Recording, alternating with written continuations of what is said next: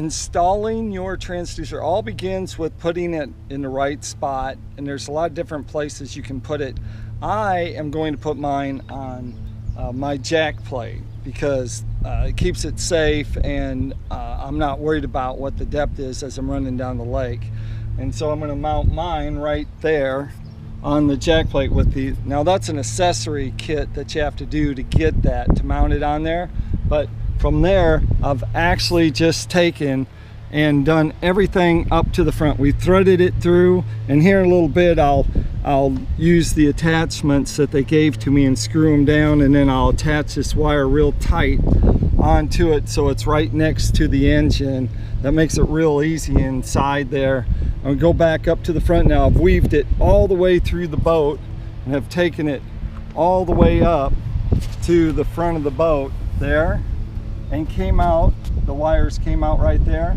And actually not going to show you attaching the power source because that's pretty doggone boring, and if you've done it once, you've done it 100 times probably, and if you're not doing it, you probably don't care. Past the point of really putting any wires anywhere in the installment, and this is the part that I can actually do on the water, and then I can go to fishing. So I was just trying to, you know, capitalize on the moment, on the time. It comes with 2 cords basically. It comes with this is the transducer cord right here, and it has, it's built like this because it's made so it can, as you know, when I strung this through the boat, it comes through without getting hung up. And so there's still one thing left to do with the transducer cord.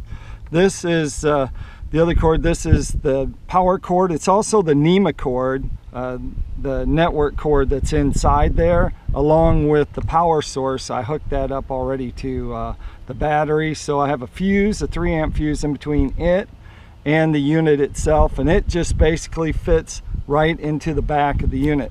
Best part about these are, look, they actually have an arrow on the top so you can see where, you know, what side's up and which side it goes to. I hate the ones that don't have, the electronics don't have that arrow. You have to use a permanent marker to mark which side's the top. Shouldn't have to do that. Good job on that right there, Raymarines.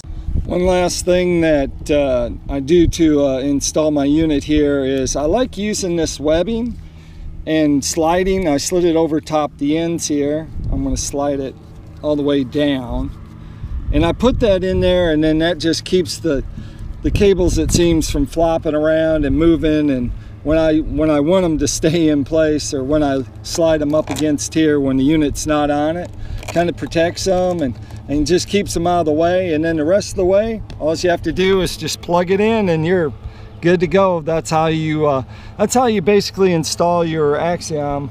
If you want to see more about Raymarine, all you have to do is go to their website at raymarine.com.